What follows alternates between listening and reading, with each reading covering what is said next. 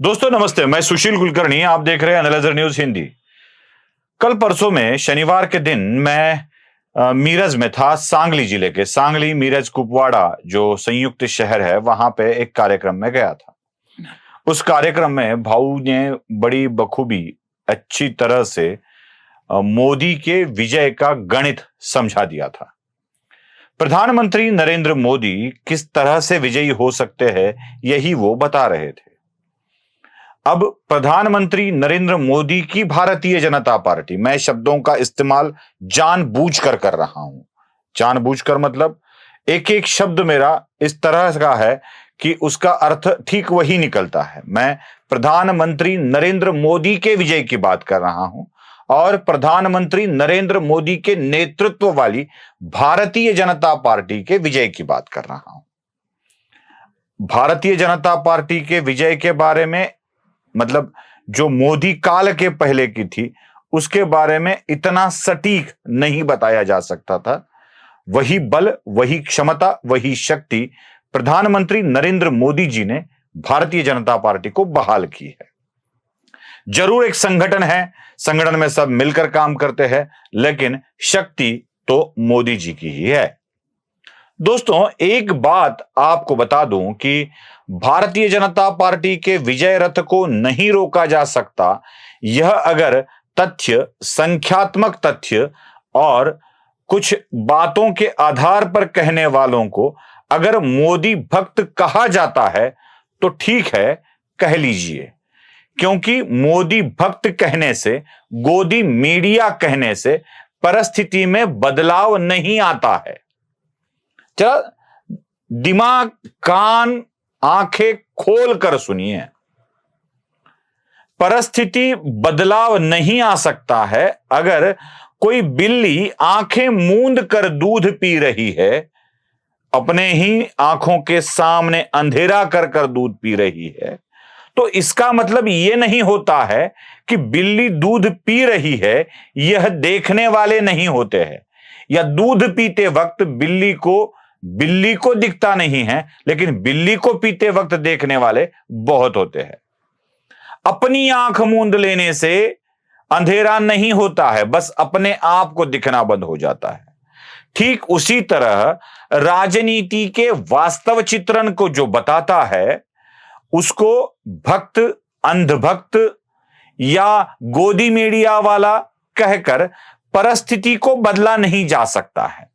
उसको बदलने के लिए इन्हीं चीजों को समझ लेना आवश्यक हो जाता है। ठीक उसी तरह मोदी काल में हो रहा है। मोदी के विरोधी या मोदी के दुश्मन, मोदी की बातों को रखने वालों को अंधभक्त कहकर अपने ही विकास को, अपने ही डेवलपमेंट को या अपने आप को जगाने वालों को अपनों से दूर कर रहे हैं। यही एक बात है और यही बात प्रधानमंत्री नरेंद्र मोदी जी के लिए बहुत अच्छी साबित हो रही है। मैं तो खुले तौर पर कहता हूं कि देश के विकास का चक्र 9 साल पहले गति से चलने लगा। पहले चल रहा था, गति से चलने लगा। वो इसलिए कि राज्य का स्वामी जब उपभोग शून्य हो जाए तो राजा अच्छा काम कर सकता है। इसलिए मैं मोदी जी का प्रशंसक कहलाता हूं। चलो ठीक है, बाकी बातें बाद में करते हैं। जो असल फिगर है, जो लॉजिक है, उसको समझ लेना आवश्यक है। अब देश में आने वाले कुछ महीनों में लोकसभा के चुनाव होने वाले हैं और लोकसभा के चुनाव में प्रधानमंत्री नरेंद्र मोदी को परास्त करने के लिए सारा विपक्ष इकट्ठा हो गया है और यह विपक्ष दावा कर रहा है कि हम अपने 26 पार्टियों समेत प्रधानमंत्री नरेंद्र मोदी की भारतीय जनता पार्टी को परास्त कर सकते हैं। जब सारा विपक्ष एक हो जाए तो मोदी का पराभव संभव है, यह बताने की, जताने की या इसको फैलाने की कोशिश की जा रही है। नैरेटिव इसे कहते हैं। मतलब कांग्रेस के साथ शिवसेना उद्धव बाला साहब ठाकरे जुड़ गई है, शरद पवार की एनसीपी जुड़ गई है, साथ ही साथ आम आदमी पार्टी जुड़ गई है, तृणमूल कांग्रेस जुड़ गई है, या और कोई पार्टियां जैसे अलग अलग राज्यों से हो तो नीतीश कुमार जुड़ गए हैं, लालू प्रसाद यादव जुड़ गए हैं, मुलायम सिंह यादव के पुत्र अखिलेश यादव अपनी पार्टी को लेकर जुड़ गए हैं। तो इन पार्टियों को जोड़ लेने से अब मोदी की खैर नहीं, यही बताया जा रहा है। अब यह नैरेटिव सेट होता दिखाई दे रहा है। अब लग रहा है कि मोदी तो गियो, यही ना, यही बताने की कोशिश हो रही ना। मोदी जाते नहीं हैं, यह अगर हम आपको बता दे तो कोशिश यह होने चाहिए कि जो भी लॉजिक बताया जा रहा है उसके ऊपर काम किया जाए। लेकिन दूसरों को अंधभक्त कहने वाले खुद ही इतने अंधकार में डूबे हुए हैं कि उनको इस बात का इल्म ही नहीं है कि क्या होने वाला है। बिल्कुल नहीं है, पता ही नहीं चलता है उनके साथ क्या होने वाला है। बस एक मोदी विरोध की ढाल लेकर अपने ऊपर बरस पड़ने वाले अपयश के बाणों को रोकने का प्रयास हो रहा है, इतना ही। अगर लोकसभा की सीटों का विचार किया जाए तो आज 225 से लेकर 230 तक जो 2019 में नरेंद्र मोदी के भारतीय जनता पार्टी ने सीटें जीती है, मैं फिगर फिर से दोहराता हूं, 225 तक की सीटें जीती है। उन सीटों पर भारतीय जनता पार्टी को आधे से भी ज्यादा वोट मिले हैं। मतलब कुल वोटों की संख्या में 50% से भी आगे वोट भारतीय जनता पार्टी के उम्मीदवारों ने लिए हैं। वह सीटों की संख्या 225 है। अब दोस्तों, जब सारा विपक्ष इकट्ठा था या नहीं था, अलग अलग लड़ रहा था, तब भी अगर भारतीय जनता पार्टी के उम्मीदवारों को 225 सीटों पर आधे से भी ज्यादा वोट मिलते हैं, तो सारा विपक्ष एक हो जाए तो भी क्या ये वोट कम हो जाएंगे? जिन वोटों का बंटवारा हुआ है उनको भी इकट्ठा किया गया तो भी कोई फर्क पड़ने वाला नहीं है।